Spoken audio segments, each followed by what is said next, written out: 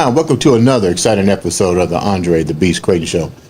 Today we're going to go into a deep journey. Let me explain to you what I mean by a deep journey. Have you ever met or known someone that was in a situation that someone controlled their every movement, manipulated their way in thinking, undermined their ability to say that they can or cannot become something? The list goes on. Today on the show, we have a young lady that's going to take us down her journey of these same incidents that has happened in her life, and more importantly, how she took those challenges and those stumbling blocks and jumped over these hurdles in that beast frame of mind to overcome these challenges to restore and regain her life and her self-worth. I'd like to welcome to the show Miss Staci Wells. Welcome to the show, Staci. Oh, thank you, Andre. Happy to be here. Hey, thanks so much. I appreciate you taking the time to come and share your story. We talked a little bit yesterday and a little bit today about your journey and truly an impactful story. Before we get into the deep part of that road that you went down and overcome, tell the viewers a little bit about Staci Wells. Well, I was born in Wabash, Indiana, but shortly after my parents moved us here to Indianapolis, Indiana. I've been here pretty much my entire life. Mm-hmm. My dad was a pharmacist. My mom was a stay-at-home mom. Wait a minute. A pharmacist for what? We just talked about this. What's that name? My dad was a pharmacist with Hook Drugs. The green and white. Yes. Okay. Keep going.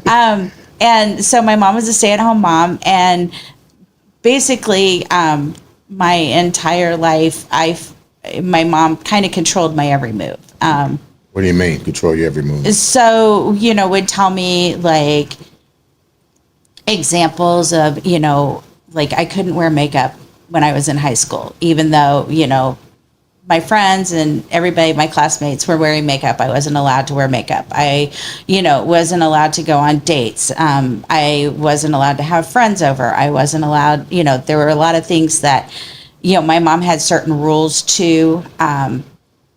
Another example, way before high school, when I would go to stay with relatives like grandparents or my aunt or something, my mom would send this list of rules of what I could and couldn't have while I was staying there, what I could and couldn't do.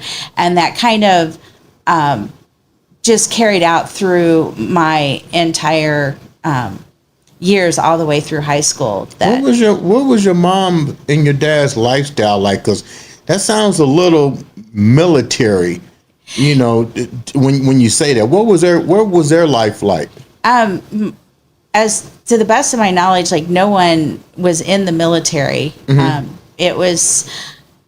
I know that my dad's side of the family, it was a World War II, like in World War II, my grandfather served in the medical unit, mm-hmm. but was never really like in the military, just helped out in that way. And my dad was very young at that time. Mm-hmm. But I also believe through my relationship with my aunt that mentality kind of stemmed over from their mother. And so my mom's mother was very much that way as well. Did you know anything about your grandmother? Not really. A lot of this I hadn't found out until I'd gotten much older, mm-hmm. And kind of learned like how those types of relationships work and how, we keep all that behind closed doors. Nobody talks about it. Nobody addresses it.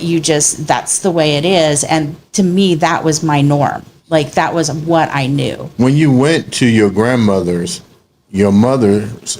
mother, that was the control individual, did you see those signs in your grandmother or your grandfather?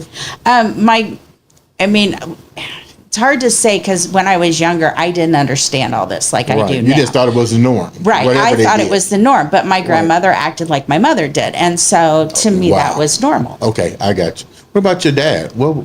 Did you have a close relationship with your dad? Yeah, no, I had a very tight relationship with my dad. I was kind of like a daddy's girl. However, my dad worked so much that I don't think he always saw, or if he did see what my mother did, it was turn a blind eye to it and not pay attention and, just continue to work all the time. Was other siblings affected that you know about? I just have one brother, and my brother actually sees the home situation completely different. His reality is completely different from my reality. What do you mean by that when you say his reality? So in my brother's eyes, like, my mom was kind of like an idol to him. I got you. And there was definitely things that I knew when I was younger of how my brother was treated much differently than I was. How did that make you feel growing up? As you got older and growing up, I mean, by the time you got in high school, you had to see something. Oh, yeah. And sometimes there was a little bit of resentment there. And it was more like high school and college where I really noticed like a lot of difference in the way that my brother was treated versus the way I was Give me an example. treated. Give the viewers an example, and so they can understand. Because when you use the word resentment, a lot of people might say, "Well, I would never." Well, you're not in that situation. So, No. And right. I didn't mean to say I resented my brother, just resented the situation. But like in high school, they bought him a car to drive. I was just given the family car that I could use whenever I had permission to use the car. Right. When we got in, of course, my brother's 3 years younger than me, but I was always told that I was not allowed to join a sorority, that I had to get in and out of college in 4 years because my brother was coming up next. But yet, my brother he joined a fraternity. He, didn't have the class load that I did because he didn't have those restrictions that you've got to be out in 4 years. And that's a pretty tight restriction. Yeah. Were your mom and dad college grads? my father was, yes, because since he's a pharmacist. So he was really big on you guys' education. Were you guys Definitely. Were you guys well off financially? I don't know. Money was something that we never discussed. Like, there were topics that were off limits that you couldn't discuss. Money was one of them. Religion, politics, none of those were topics that we ever discussed as a Why family. do you think that was? I'm not really sure. Here again, it could be another way of keeping me from learning about other options that are available. So you wind up going to school. When did you start realizing that the world is different, your situation is different? Or did these situations carry over into from high school to college? Because eventually you're leaving the nest. Right. No, the situations continue to carry over. And one of the things in college, I always struggled with my roommates, and I could never understand why. And now as I get older and I start to learn Please things. tell me why. Yeah, I'm like, oh, this is why I never got along with my roommates. It had nothing to do with, anything other than I had one way of being, and I thought everybody was like me. Give me an example. Give me an example. You're in college and you can't get along with roommates. And now you're getting a bad reputation around the campus as well. You know what I'm saying? So give me an example, if you can remember a time how many roommates did you get rid of? Oh my gosh, probably, I think I had 6. Jesus. I know, that's not, now that I look back on it, I'm like. You don't make any trips back to your college campus anymore, do you? I feel bad for my roommates because I'm like, especially now because I am not that same person anymore. And what were you like? Give me an example. What were you like? I was very quiet. Okay. I didn't have a lot of depth in my conversations because I didn't know a lot of things. You were simple yes and no? Yeah. Okay. I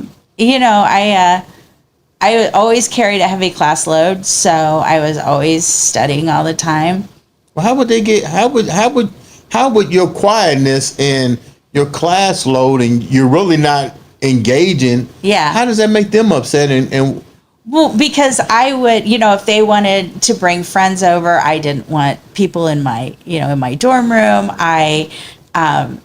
okay. You wanted solitary. Right. And I didn't want other people's noise. I didn't want other people's stuff in my space, and I know now that no, there's a compromise here and we don't need to behave that way. But at the time I had no idea. Like, what was it like relationship wise? Now you're in college, you're a woman, basically, a Right. young woman, so how did that go into your relationship? Because here it is, you're definitely not mixing in with the crowd. So this is when that labelization starts to take place. Oh, don't hang out with her because she's stuck up or she's this or she's that. But then you still get into a relationship. So how does that carry in?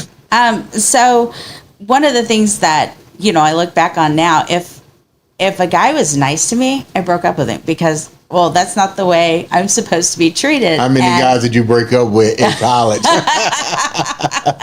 I'm not even sure. But, it was like if they weren't telling me what to do and basically controlling where I was going, I thought they were nice and I didn't want to be a part of it. So you was more attracted to control and order. Very much so.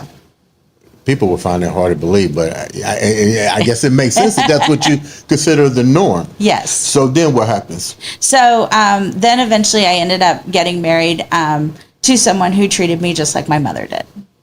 And it went back to living in Wait a minute.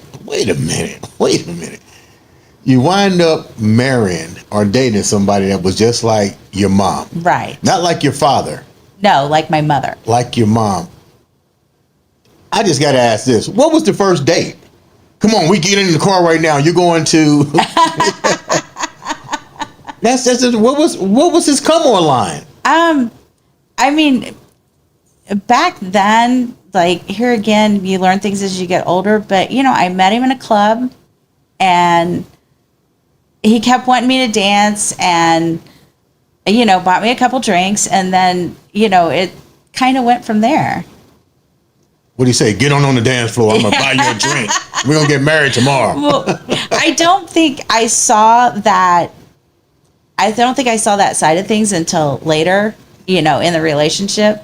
Okay. But early on, here again, looking back at the situation, there were different red flags that I saw that I probably should have run away from. What was some of the red flags you remember now? That he would, even though I thought we were like in an exclusive relationship, he would go out with, other women. He would always have other women like coming over and banging on the door.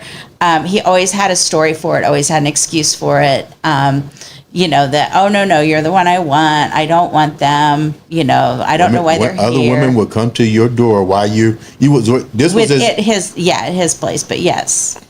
Okay. Keep going. I'm listening to this norm. Yeah, no, I mean, but it was the way that he would talk to me and just the things that he would say. And it was that, like always convincing me that they meant nothing to him and he didn't know why they were there, why they were banging on the door, that they would go away if he just ignored them. How did you function in that relationship? This is not your husband. Yeah, this was my... How did you wind up marrying him then? I don't even remember. Now that you look back, were the red flags there prior to you getting married? Yes. And you still went through with it? And I still went through and married him because... And you have children as well? I had one son, yes. When did you start getting... When did the light bulb go off in your head that, something just... This is my mom and this isn't norm? It probably... about 10 years into the marriage, it took that long. And because there was always a story for every situation, or, it turned around that the manipulation got so bad that he would make what we call gaslighting now. It wasn't called that back then. What was it called back then? I don't know if it had a name to it. But that, let's say I remember one incident where I found a movie stub in his pocket, and it was a movie that we had gone to see together, and I'm like, what is this movie stub? And he turned it around that I had planted that in his pocket, and that to try and make him look bad, and that I needed to stop doing that. And you believe that you did it? Actually, yeah. You believe that you put the stub in his pocket? What's that called again? Gaslighting, yes. So gaslighting is making you believe that you did something That you really didn't do. that you did. How in the hell can you sit there knowing you didn't put a movie ticket in his pocket and he convinced you that you did? Yeah, because the brainwashing gets so bad. Like, when you hear the same thing over and over again, and that's the norm, that's not the norm, but that's my norm that I was grown up with, then it sticks with me, and I just always felt that I was never right, that I was always, Give me another gaslight that he did. 10 years, there had to be a lot of fireworks going off.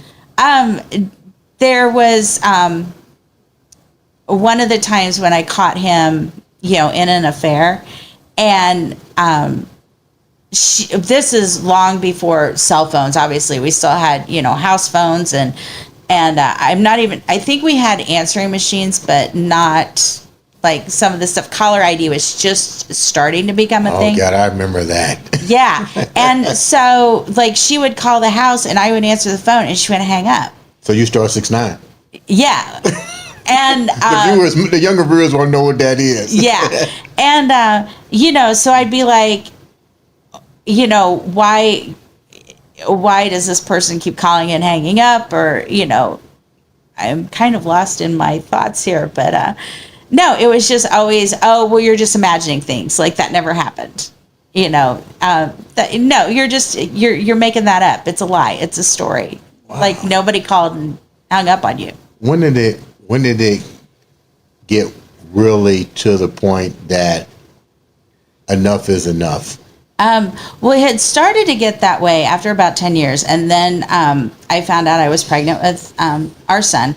And so then I ended up sticking out another 6 years because by this point, he always used my son as a manipulation tactic. So what do you mean by that? Well, you've got to stay home and take care of the baby. And then he would go off and do whatever he wanted to do. But I was always, you got to stay home and take care of the baby. And then, it's like, well, if you go out with your friends, then we won't be home when you get home. And so you have to stay home or this won't be here anymore. So you stayed in there an additional 6 years. Mm-hmm. So you stayed there till your son was 6 years old. Correct. I take it. What was the straw that made you say, I'm done, I got to take my son? Was your son ever in danger with him? And I guess what I'm trying to say is he was gaslighting you. You start to wake up after 6 more years of being in this relationship, outside of him basically taking and using your son as a carrot. Yes. Was your son ever in harm's way with him? I don't believe he ever was. Okay, but you felt you were. Right. How did you feel you were in danger? Because I'm not a therapist. Right. Right. I mean, did he ever come at you with a gun, threaten to verbally, or was it more it was verbally with you? More mental and verbal than it was like violence from like we never had a gun. Okay. That was something we didn't have. I never feared for my safety physically, but here again, looking back on, my recovery and how I've moved forward from all this, right. The mental scars are the ones that nobody sees, and they're right. also the hardest to overcome. So what was the final straw that you said, I got to take my son, this isn't the norm, I got to start my recovery? Correct. Well, when the manipulation turned into screaming, where it was constant screaming all the time, and I just I actually still wasn't going to leave, and I had coworkers who you wasn't going to leave. I had coworkers who saw signs of what was happening and what was going on, and they encouraged me to call like an employee assistance program that we had at the employer where I was working at the time. And I can remember scheduling an appointment with a therapist, and leaving to go see this therapist, and he's chasing after me, like begging me not to go, because I think he knew that as soon as I started talking to this therapist that they would pull me out of that situation, which is exactly what happened. So I guess not child services, but more of an adult services. Correct. Stepped in and said, this isn't a safe environment for you. Correct. Which is actually good, because you probably didn't want child services coming in, because it was more, all the drama was probably more related to you than it was your child. That is correct. So when he recognizes you're going to leave, did another gas light go off? Yes. Really? What happened?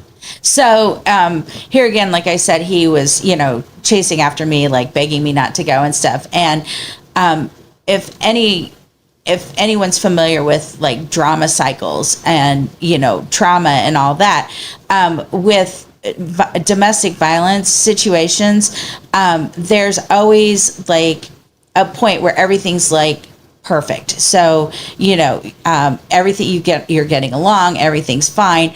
And then once they've got you back where you think that everything's stable, then the violence starts to kick in again. And so then that's when all the manipulation happens. That's when all the head games happen, the brainwashing and everything, till it gets so bad and I'm ready to leave. I'm ready to walk out. And all of a sudden, oh, here's this big gift. Here's this piece of jewelry. Here's this appliance that we need for the home. Here's a brand new car. All of these things that, oh, he really does love me. He's giving me all these gifts. And I'm going to stay because, I want this gift. And then things get better again. And then it starts all over. And it's like a hamster wheel. It just continues to go and it doesn't stop. When you decide to leave, how do you get your life back on track? What's the three things that was part of your recovery process that you said, I'm going to start now with these particular things to get my life back on track? So definitely, working with a therapist. Mm-hmm. Although with therapy, therapists tend to, okay, let's understand why you're behaving like you're, right, why things are the way they are. But then they stop. Once they've got to that point, we figured out they stop. And knowing that information can help, but sometimes it doesn't help people to move forward. Right. And so I did that. I did some leadership workshops where I started to learn more about what a healthy lifestyle was about, what a healthy environment was about. And then I took everything from there and started doing a lot of my own research. And, I took book recommendations from these workshops and programs and just really started to focus. And, I did a lot of research. I learned to start asking questions. Mm-hmm. Somebody had something that was different from me, like a different religion or a different, way of being. Then I would start to ask questions and understand and start to learn from that and learn that, oh, there's choices out there. I get to make choices. I get to decide how I want to live my life and how I want to be. How does that make you feel now, knowing that it took over 16 years for you to realize that there are choices in the world that you could have had, and nobody can go back and change the hands of time? I mean, we all say we wish we could, but unfortunately, we live in a world where mistakes, trials, and tribulations are going to be there in front of you. You won't see them, but you got to figure out how to either go under, go over, or do something to get over it.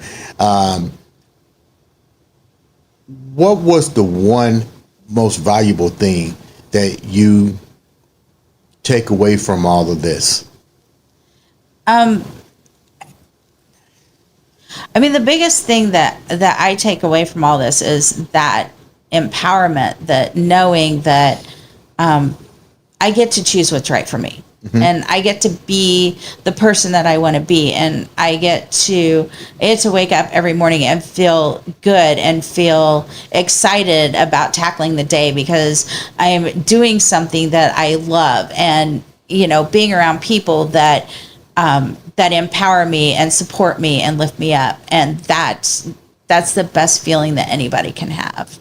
Now I'm going to go down the rabbit hole for a minute, give you the blue pill. You mentioned, you mentioned you have a son and you have a father, his father. We recognize, you've recognized his role in the relationship. You recognized your part in the relationship. And I know this is probably a question that most people would ask. You address the situation on your end. How do you keep a close connection without getting relit to sustain a good, healthy relationship with your son and his father, who I'm pretty sure hasn't addressed his situation as well, but you're still a mom and you've only left 6 years ago. How do you keep that together? Actually, I left 18 years ago. Okay. So, no, I have an amazing relationship with my son. And he's grown up to be a very amazing young man. I think that I had more of an influence on him than I believed I did. As he was growing up. I have not seen or talked to his father since he graduated from high school. And that doesn't bother me. I'm more, I don't have any. Do you think he knows, your son kind of knows what went on in the house, the gaslighting, or is he getting two stories, the father's story and your story, and then he has to kind of like decipher what really transpired? Yeah, I mean, here again, he was 6 when we got divorced, and so he doesn't, I think a lot of that he didn't understand or he didn't see. A lot of the manipulation after we got divorced that was still happening, here again, was never in front of him. I don't think he ever knew anything about it. So you guys didn't have a problem with co-parenting? No. Just you two together. What he was more controlling over you and than he was a son. So the co-parenting was pretty much perfect. Yeah. Okay. What do you now have your own business? You're a life coach, and I think the best life coaches are those that have the experience. If somebody's going to coach me or something, they better have gone through the fire, or I should say through the fire, and came out, somewhat smelling like roses, which you have. And my hats off to you. I appreciate you taking the time to come here and share this beautiful story and share it with the viewers as well. Thank you. But now you have your own business. Tell me a little bit about that and why you feel the need for this. Okay. Well, one of the things, and I kind of mentioned it a little bit ago, you go see a therapist to kind of, you're in, a trauma situation or in a lot of drama, and you go to a therapist, and the therapist will look back and they'll say, okay, yeah, this is your past and this is why it happened, or this is why you're behaving this way. And then they stop. And then you're stuck. And this is, that feeling of being stuck is like, okay, why am I here? And, that there's a life outside of there, but you don't know how to get there. And because I'm a very self-motivated person. Not everybody is, but I was able, to look out for programs and workshops that I thought would help me or that I could learn and grow from, and, read the recommended books and such. But not everybody does that. And so, my role here now is to move past the therapist and help you move forward. It can be goal setting. It can be, even what direction to go to. I know currently I have a client that's going into retirement. And so it's how do we gather everything that we need to put together in order, to have a good retirement and not just quit working and do nothing but sit around the house all day, and how do we move past that, and how do we make this fun and make this exciting? And that's what this is all about. It's all about empowering others, because I feel like I have this gift that I'm there to help others, and this is my way of giving that back. How can the viewers reach out to you? Sure. The best way to reach me is through my email. It is staci.wells@sbcglobal.net. I like the fact that you touched on something I think a lot of people probably are unaware of or maybe haven't experienced, but the first usually order of operations in something like this, domestic, verbal, whatever it may be, is to go to to therapy. But you shedded a light on something. They don't have all the resources. Correct. You got to really have that empowerment to some degree. Was your therapist helpful in recognizing your strengths and your weaknesses that helped you to go and start this business of helping others? No, I think what my therapist did was help me understand like how the drama cycle works, how like where the trauma originally stemmed from, Right. but not really how to move forward and how to overcome it or fix it. And I know some of these leadership programs and workshops that I took is where I started learning about strengths and weaknesses. I can remember one of them I took, and like within the first couple weeks, that I was in in these classes, they were like, okay, we want your 3-month, your 6-month, your 1 year, and your 5-year goals. And I look at them and I go, what's a goal? Like I had no idea what direction or what I really wanted to do with my life. And from that, I can, now I have constantly have goals. Once I achieve my goals, I set new goals. I reach out further. I just continue to work on that and continue to grow those. Before we wrap up, I have another question. You deal with reshaping people's mindset through trauma.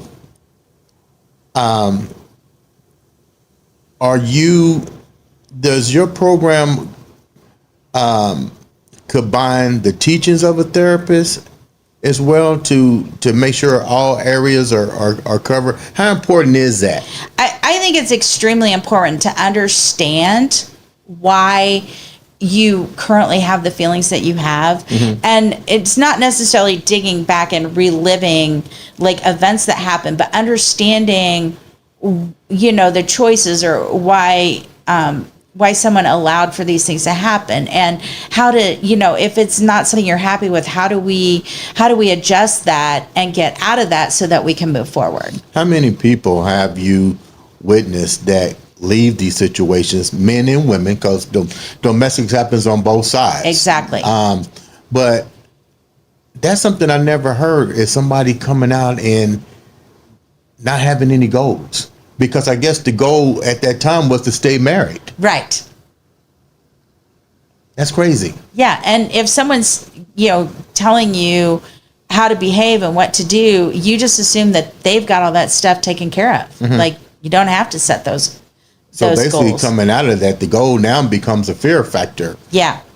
Which could basically stimulate more trauma in an already traumatic situation for an individual. And you have a program and your abilities to help people take these steps one step at a time, because that's pretty much what it boils down to, getting to those goals. Right, exactly. And it's at the client's pace too. It's not something that, I want to rush. It's not something that has to be done in a certain amount of time. It's what works best for the client, and how their understanding of things, and when they're ready to release those fears that are, hidden inside, and ready to let go and want to understand what the next steps are and how to move forward with that.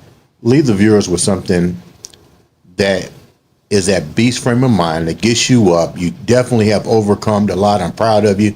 Definitely playing that beast mindset to the public, helping them out, being a resource for individuals.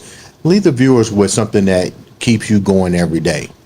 Well, one of the things that keeps me going every day now is just wanting to be available to help others, and knowing that every day I'm able to help someone, whether it's to see something from a different perspective, or, to have those deep, intense conversations where, someone kind of goes, oh, aha, or I never thought about that, or, oh, that's something that I can use to build my business, grow my business, move forward in my career. move forward in a relationship, get out of a bad relationship, but just kind of understanding what's going on and how they feel from that situation. And it just brings a lot of joy to me to be able to help others that way. Ladies and gentlemen, this has been another exciting episode. Staci, thank you for coming on the show. Make sure you guys reach out to her. She is a resource for individuals that are going through something or trying to come out. Everything that goes through her is confidential, so you don't have to worry about your business being out there. Help is out there for individuals that need it. Ladies and gentlemen, this has been another exciting episode of the Andre the Beast Crayton Show.